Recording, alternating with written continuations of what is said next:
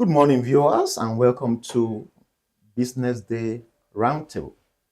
This is where we discuss key issues with our national economy, issues that shape our economy in the country, and of course, try to provide solution to some of the challenges that we might face in Nigeria. The Economic Community of West African States, ECOWAS, is 50 years this week. And of course, this week, our President Bola Ahmed Tinubu, is also marking a second anniversary of his swearing in office this week. So today, we'll be discussing issues around the president, 2 years in office. How far has he gone? How far has he achieved some of the promises that he made to the people? As well as also try and look at what ECOWAS has been able to achieve in its 50 years of existence. And the objective of the founding fathers of the ECOWAS, how far have those objectives been achieved? These are the issues we'll be discussing today on Business Day Roundtable. And I have with me Mr. Chuka Uroko, who is Assistant Editor in Business Day. Mr. Uroko, you are welcome. Thank you for having us. I also have Mr. Odinaka Nudu, who is the Deputy Editor at Business Day. Odinaka, you are welcome. Thank you very much. Okay, so let's look at what we're talking about here today. ECOWAS is 50.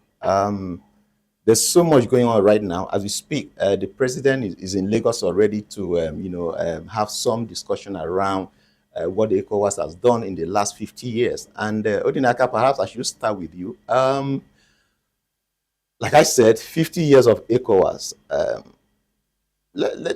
How will you assess 50 years of ECOWAS? Will you say that the reason for founding ECOWAS has been achieved? Well, there's no way you can assess ECOWAS without looking at the pros and cons of the organization in the last 50 years. So when you look at the pros, which are the upsides, you begin to look at common passports. These days, you can travel to Ghana or any of the ECOWAS countries without any visa.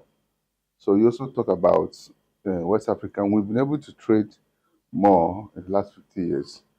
However, one of the reasons why people talk about ECOWAS is usually because of its failures. ECOWAS has failed in many aspects.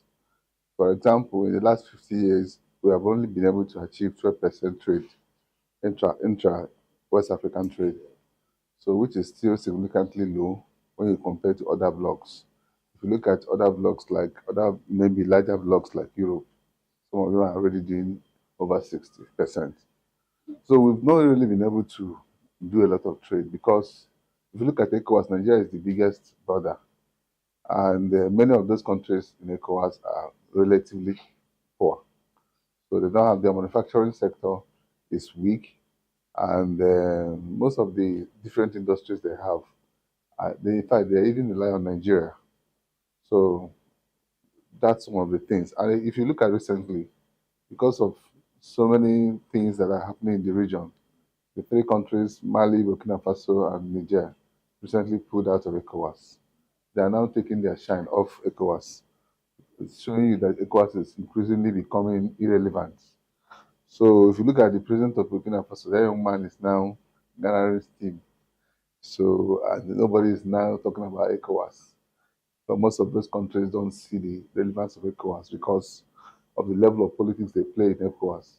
If, for example, and I'm rounding off, if, for example, you oppose, a government in ECOWAS because it came by force, it's a military regime, and then you allow another government in ECOWAS that actually torments its own people simply because it came through the ballot boxes.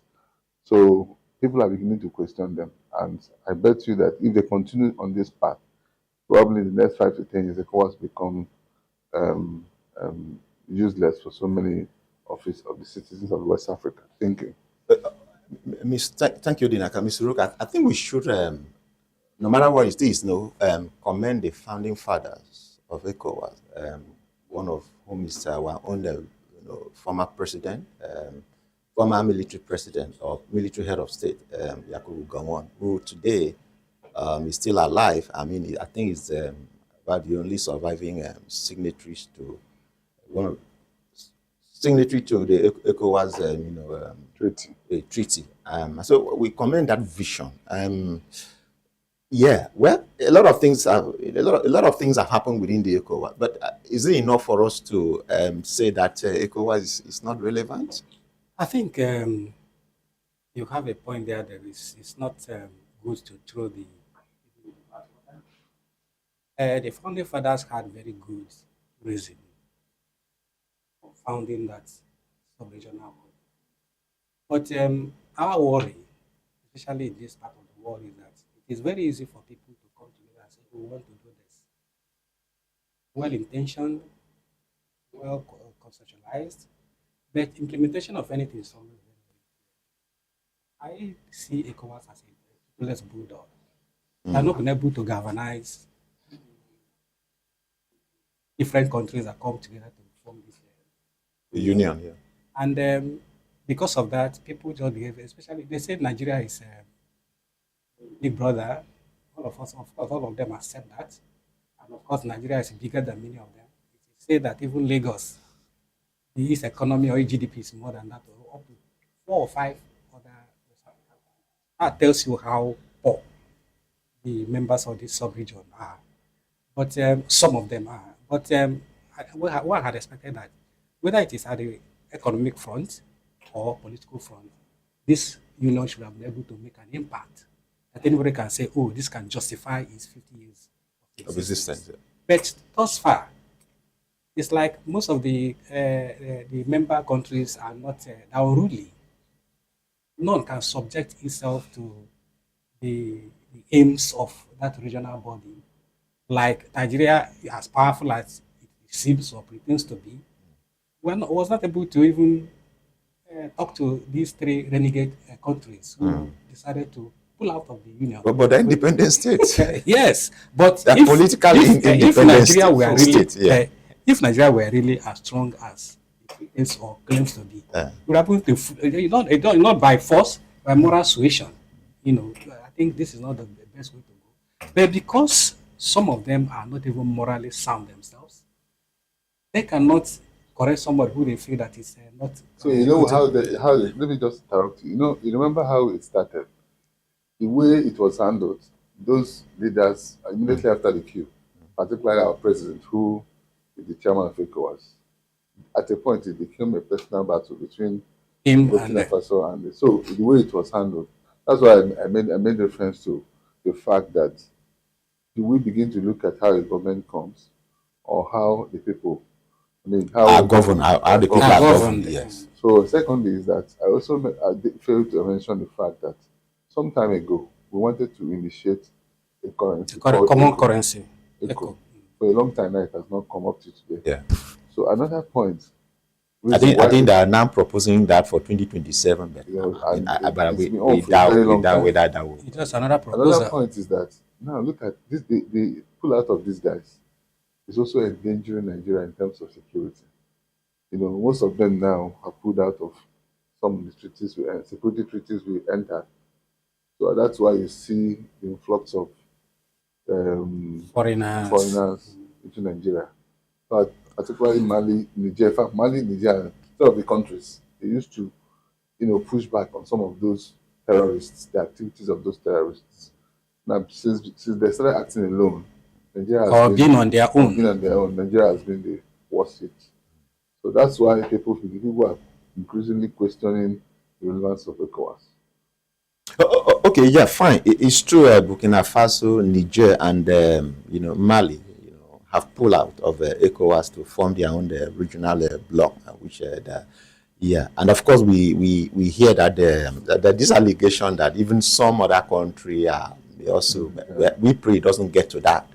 But then there's no doubt the pulling out from ECOWAS by Mali, Burkina Faso, and Niger has weakened ECOWAS. There's no doubt about that. But then, let me ask you, at this level that we are now, talking about ECOWAS, are there measures that you think the government of this regional body can do to further strengthen ECOWAS, and then they stop further breakaway that we hear rumor of this from time to time. If I belong to a club and the club is not relevant to me, I'm not getting any value from the club, I'm going to withdraw. So a lot of member states are not getting value from ECOWAS. So number one, I mentioned earlier that trade among intra West African trade is just 12%, which is infinitesimal. So the first thing to do, how can we strengthen this trade? The first thing to do is to begin to look at infrastructure. If you want to trade in Ghana now, if you're a manufacturer, you can find out from manufacturers, if you move your products now to, let's say, a West African country, the number of customs officials you see on the road is going to be crazy. The number of, even infrastructure decay you get to encounter while moving your products is also one of the biggest reasons why people say ECOWAS is not serious. So first of all, look at the infrastructure. It's easier for someone to move. And you look at, again, sometimes the ECOWAS was talking about railway. There was this arrangement with African exports, import-exports, Afrexim Bank. They were partly funding the railway that could cross across West Africa, but it has not happened. So that's one of the ways in which you can improve trade. It's not happening. Another point is that think about security in the Sahel region. If you look at West African region now, it's becoming more of a dangerous region because terrorists are moving from one nation to another, from Burkina Faso to Mali to Niger to most of these across these nations. Is there any security common? We don't have any common front on security. We don't have too many treaties on security. If, for example, we have this kind of arrangement in Nigeria and among ECOWAS nations, Nigeria will have fewer problems. I don't see the president going to spend a lot of money on the military if you can utilize the soldiers of other West African nations. So improve security, build infrastructure, reduce the number of officials you see on the road. Move now. It's easier. The people will always tell you that you can move from here to Ghana or from here to Burkina Faso or Senegal. But when you move across this, you see people asking you across the region, asking you for money. Okay, because like I said, this program is also to look at what can be done to bring about better environment, whether you're talking of business environment, political environment, what have you. So, Mr. Roko, I want to come back to you. Where I want to the measure that you think can be put into place to where making ECOWAS stronger, better, and better serve the interests of. When we talk about of infrastructure, but I just want to believe that the meeting that is going on in Nigeria will address some of these issues we're talking about, because at 50 they should be embarking on stock taking. How far have we come? What challenges that lie ahead of us after 50 years? Yes. And then critical to all this is infrastructure, because this is the only thing that can facilitate trade.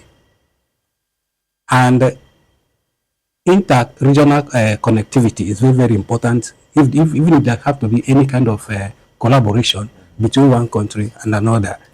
But the point I want to make here is that if you take for instance, this Lagos-Badagry Expressway is supposed to be a connecting road between Lagos and Nigeria and some other West African countries, like Togo, like Benin Republic. But you find that the road will be okay from that side up to Nigeria end, and it becomes bad. There's a West African road infrastructure that is going on now.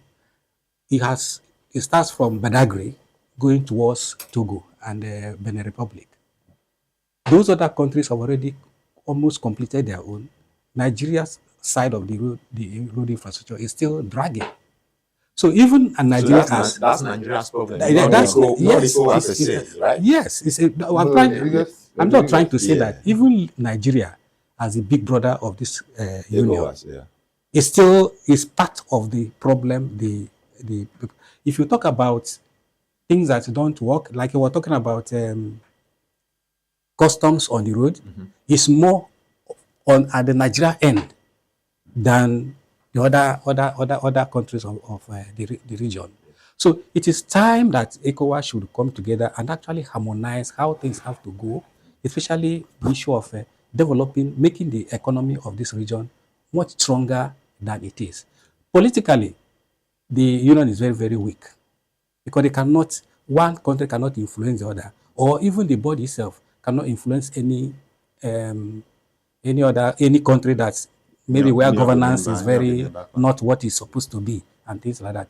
So there has to be a much more stronger collaboration and integration of this body for it to actually have this full impact on member countries. All right. Thank you very much, gentlemen. I want to believe that the ECOWAS will really use these 50 years to take stock, and then they look at what they've been able to achieve in the last 50 years, and then going forward decide what's the next 50 years of ECOWAS is going to be like. They are meeting. I hope that as they continue to meet, they will look at some of the things that they have done, then go back to the main, objective vision of the vision of the founding father, and then tell themselves, have we been able to, drive this vision the how way far have we come? Our founding fathers, and then, like we said, take stock, and then they chart a new path for them for the sub-regional body in the next 50 years. So, thank you. So, let's look at our president, President Bola Ahmed Tinubu, is marking his 2 years from tomorrow in office. This week, May. He was sworn in on May 29, 2003. By May 29, that is this month, he will be 2 years in office. Let's look at some of the things that Mr. President has done. I think that two key issues that I want us to take a look at here. The first is the fuel subsidy removal. On the very first day the president was being sworn in, there was this popular statement: subsidy is gone. We've lived with that subsidy is gone in the last 2 years, as it were. Let me ask you, and then let me say this. Very recently, the Minister of Finance and Coordinating Minister of the Economy, Waledo, was quoted to have said that the saving from fuel subsidy removal, as far as and of course the floating of the policy of floating the naira, as approximately yielded about $20 billion as of October 2024. Odinaka, let me ask you, have Nigerians felt the impact of this fuel subsidy removal in terms of the saving that the government has made?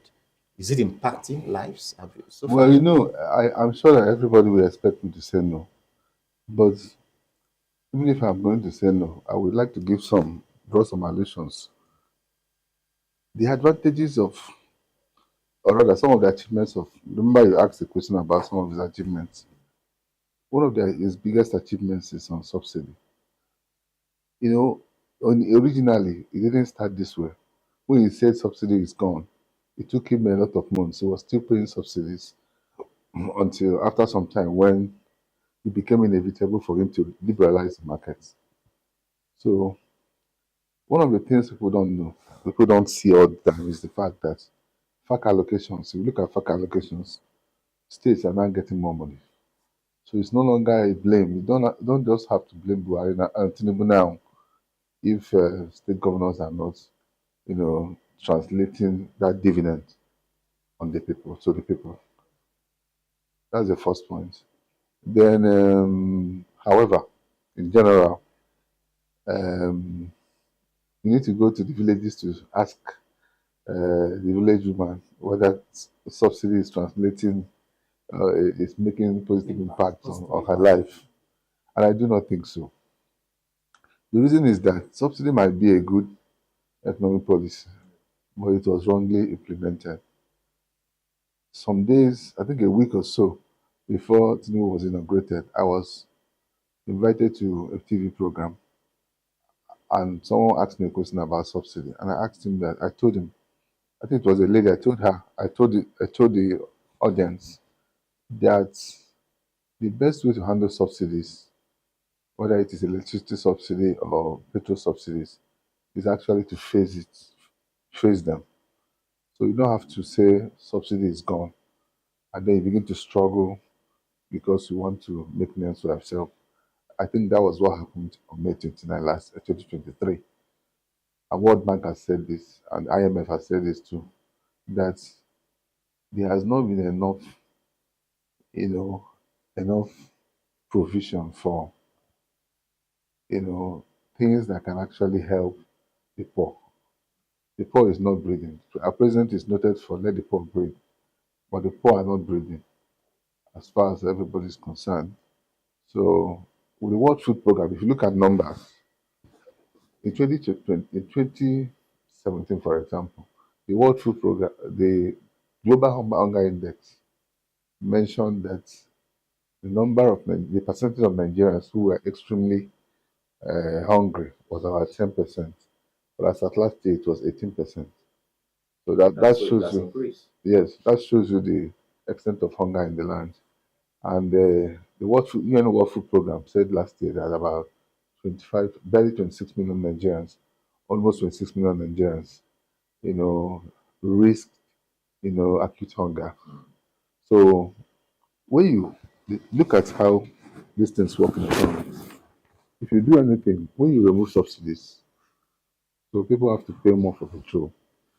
If people have to pay more for petrol, which is an essential commodity, because you have to use it, whether you like it or not, you have to transport, coming to the office, going home, watching TV, whether it is a generator, whatever it is.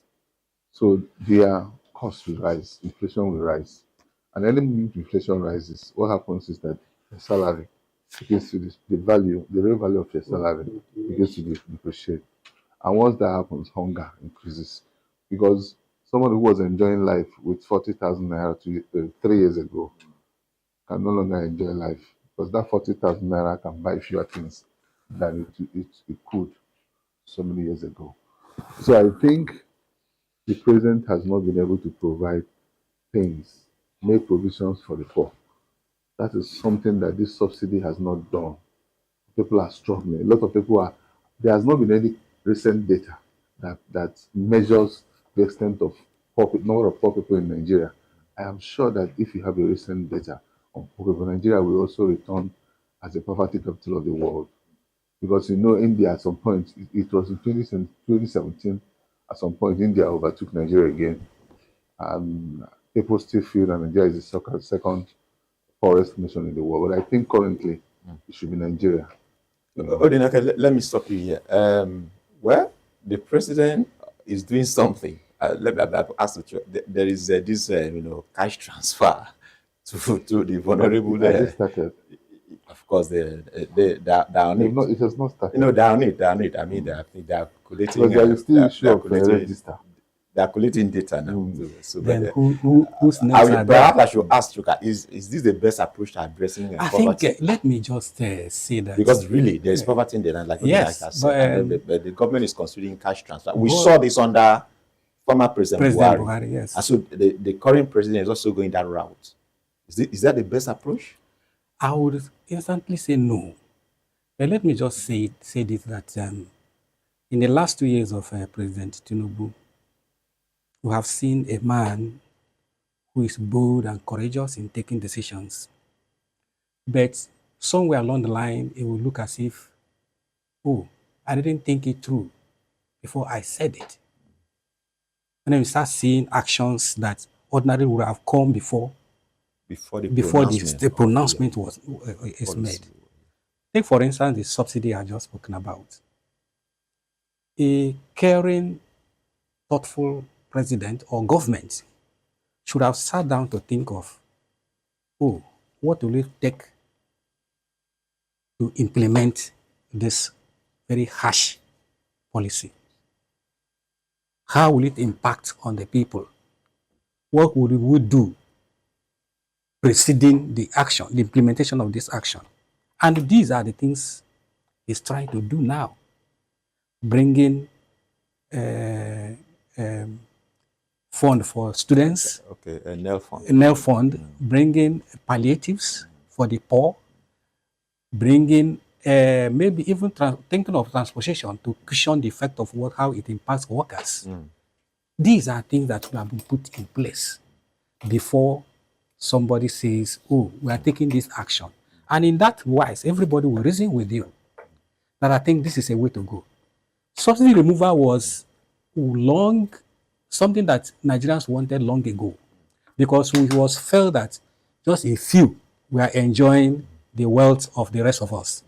But the way it came and the ripple effect of that thing actually almost made nonsense of that bold action. Up to today, people still help him from taking that, but those who heard him know why they are doing that. There are other areas the president has taken decisions that good intention, well thought out, yet after some time, somebody turns around to give impression that, oh, I think I didn't look at it this way. All right. I think we should have done this. And then maybe subsequent questions I will add to what I have in mind. Okay. Odinaka, you mentioned something earlier on, and I think that is of interest to me, really, because when we talk about governance, really, the president is not the only man who is driving the affairs of in the country. In terms of governance, like you said, we have state governors. Really, yes, there's been increased allocation to states, but what are governors doing with their own fund? Odinaka, we are not seeing the impact of this thing at the state level. A lot of time, the focus is on the president. We tend to forget about the fact that the sub-regional, subnational, rather, the subnational government are also there. What are they doing with the funds that the increased allocation they are not getting? One would have expected to see a lot of things, positive things happening at the state level, but it doesn't seem that we are. Let me also say that we are not, just like you mentioned, we are not holding governors to account. A lot of Nigerian governors. So if you see, you have to go and look at some of the recent FAC allocations. You see that the states have also benefited. And if you look at the new revenue formula, I don't know whether you've seen the new revenue formula. It's going to favor the states more. So, however, we must admit that Nigeria is a very large country. If you look at Naira devaluation has made nonsense of even the increased allocations. So, if you look at our budgets, it may look very big, but if you look at it in dollar terms, you see that our budget is nothing compared to other African nations like South Africa. Even South Africa's budget is still bigger than Nigeria's in dollar terms. So the problem is this, because I know everybody may like us to start criticizing Tinubu. The major problem we have at the moment is the fact that we don't have money. If the little we have is being utilized, you begin to see changes. This conditional cash transfer cannot go anywhere. It's like a drop in the ocean. If you look at the way economists work, is the fact that if you want anything to get to the economy, like Nigeria, you need to begin to expand it. You don't have to, because look at what will happen at the end of the day is that people in the southwest, probably the urban areas in the southwest, benefit more. Probably because the president is from the southwest. What about someone in the north, in Castina? Because if you go in my village now, for instance, nobody knows about this register. At the end of the day, nobody will benefit. That's why poverty you cannot lower poverty when you are doing things like this. Again, I also want to say that you cannot lower poverty when you are investing in consumption. All right, thank you so much, Odina. We'll go on a quick break, and when we come back, we'll wrap it up. We'll take just one more topic and we'll wrap it up.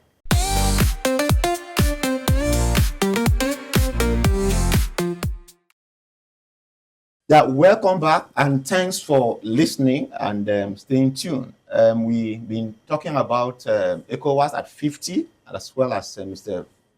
President Bola Ahmed Tinubu, who is marking his second anniversary in office. Trying to look at what it is that the president has done in the last 2 years, So far, how far, and then of course we basically looking at the fuel subsidy removal policy of the president, which the president made that pronouncement on the very first day it was being sworn in, and of course ECOWAS at 50. Has it really achieved the aims and the objectives of the founding fathers? So we are still on. So gentlemen, thank you. And then let's just take just one more topic, and then we'll wrap it up for today. One of the key projects that President Bola Ahmed Tinubu has embarked upon is the Lagos-Calabar coastal road. Well, this road at the starting was somewhat controversial. We saw a lot of people making argument about it, whether it was the right thing to do. Should you do this? This is going to cost about 15 trillion naira. And the government is putting as much as that into this project. And if people have said, "Oh, you could have used that money to fix existing roads." Some people have said, "Fine, this is a good project. I mean, you're going to have a very, very smooth ride from Lagos all the way to Calabar, crossing several states." Mr. Rocco, I want to start with you. The president will be commissioning the first phase of this project on Saturday. And people are like, wow, I mean, this is super fast. This is one of the fastest projects that we've seen. The contractor is doing so much.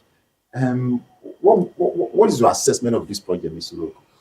Let me just start by saying that President Bola Tinubu has been able to do one or two things in the area of infrastructure. Within the last 2 years, I've been able to initiate a good number of road projects. And of course, the one that stands as the morning star there is the Lagos-Calabar Coastal Highway, which is a 700-kilometer superhighway that will traverse up to 9 coastal states of the country. So expectation is that this road is going to actually help the economy. It is going to help trade because it's going to facilitate movement. It is estimated that from Lekki Deep Seaport to Victoria Island, if you go by our normal road, it will take you 2 hours. But by the time this road is commissioned by Saturday, those who work in that area of the state, that part of the state, and maybe live in Victoria Island or Ikoyi, will be spending just less than 30 minutes to come back to the island. So to that extent, it's a very welcome development. It is a very good project. I have said earlier that Tinubu had taken very bold and courageous decisions in the last 2 years. This coastal road is one of such decisions he took. But it is one that was mired in controversy. A lot of controversial issues around, because this was the only a project of that magnitude. One, it was not bidded for. Two, there was no environmental impact assessment before the project started. And a lot of concerned Nigerians went to court for this because of this. As at last October or November last year, there were up to 6 legal litigations against this road project. Yet, government continued to do the project. Hopefully, by next tomorrow, if things go as planned, you'll be commissioning the first 30 kilometers of this road, which we call section 1 of the first phase. And people are also worried about the cost of this project. When it is completed, Nigeria should have spent as much as 15 trillion naira. And this is a president who inherited up to 200 and 260 uncompleted road projects. This was valued at 15 trillion naira. So if that 15 trillion would have been invested in this other road abandoned, it would have completed it, and then perhaps more Nigerians would have benefited than this one that is a narrow kind of, serving narrow interest. And then by as at April this year, government has spent 16 billion naira paying compensation to property owners whose properties were affected by this. So, of course, it is projected that up to 18 billion will be spent on paying compensation. Then the second section, that's huge. Yes, second section of that project, which will start perhaps after the commissioning of this one, will take 4.7 billion naira to pay compensation to property owners. And a lot of businesses have been destroyed because of this project. A lot of people have been sent home because their businesses are no longer there. But nobody is quarreling with what the president is doing because it's for the good of all. But it is the way, the manner in which it was initiated that everybody is quarreling with. So, good project, but wrongly conceived. Yeah. Odinaka, something stands out from what Chuka has said so far. The amount of money that will be used to pay compensation to be able to get this road all the way from, and we are just talking about from Victoria Island to where they are at the moment. Yeah, to where they are at the moment. And we are talking about how many kilometers? It's 30 kilometers. No, I mean the entire stretch. The entire stretch is 700 kilometers. All the way from Lagos to Calabar. No, but get it right. Between Victoria Island and where it is now, we had more properties. Yeah. That's why they paid so much. Businesses, properties, you pass through Lekki and all these places where they're already developed. Yeah. And that's why, as against 18 billion for the first section, they are paying only 4.7 billion for the second section. That tells you that maybe that one they have entered the bush. Or running on water.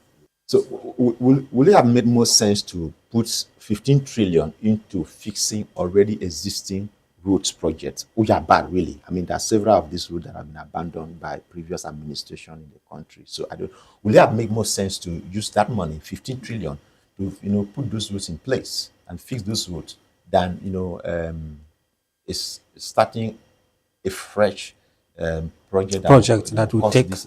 I remember there's this east-west highway. So let me cut you short. Before there is something called opportunity cost. It's called foregone alternative. Yes.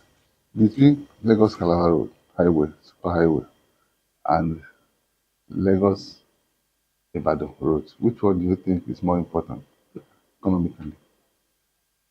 I think if you ask me, Lagos-Ibadan. That's the But point. it serves more people. That's the point. Lagos-Ibadan is more of an economic road because it's the busiest road in Nigeria. Yes. That tells you a lot.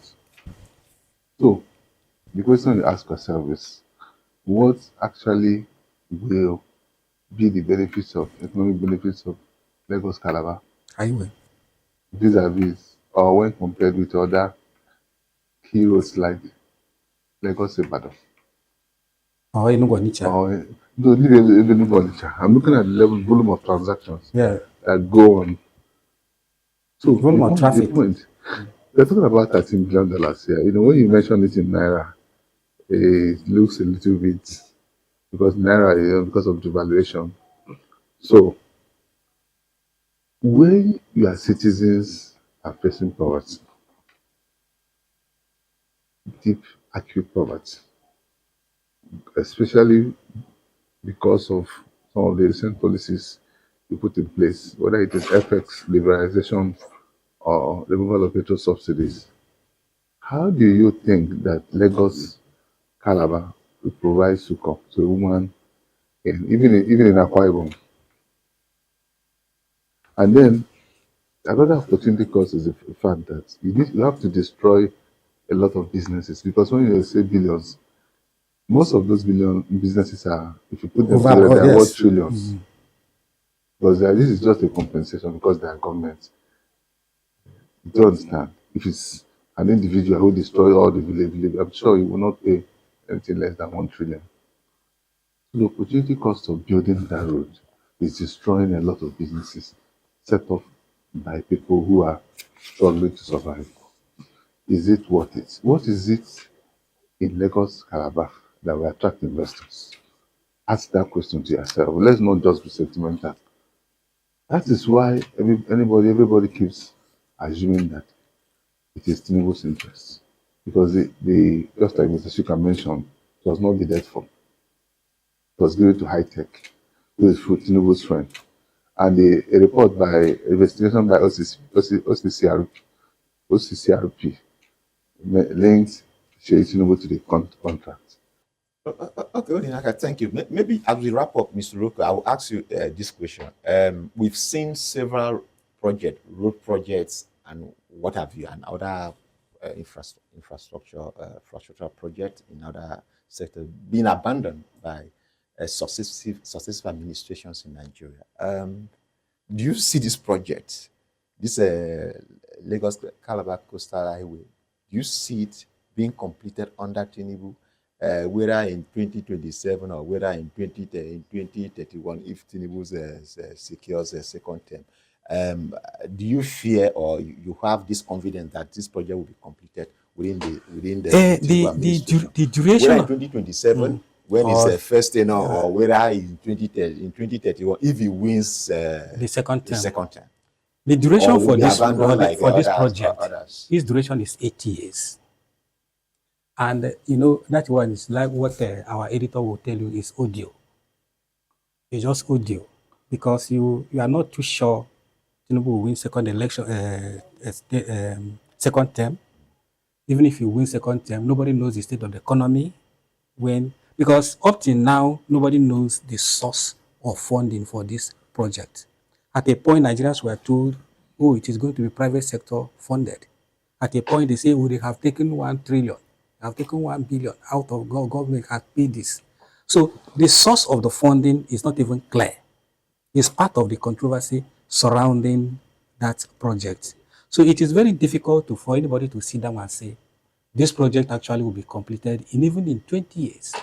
We are talking about 700 kilometers of road that will pass through Ogun, pass through Ondo, pass through Delta, and then terminate at Calabar. We are being told that the other end of the project has started from Calabar. Nobody knows what anybody wants to achieve with that kind of decision. Road projects will always continue from point A and move towards point Z, where it is going to end. But this one is coming. Nobody knows how they are going to meet. So it's difficult for anybody to say that this project will be abandoned or not abandoned. But the history of road project in Nigeria is that of abandonment. So if this one becomes an exception, we clap for them. But if it is actually going to serve somebody's interest, I want to believe that it will be completed. I want to interrupt you. It's going to be completed.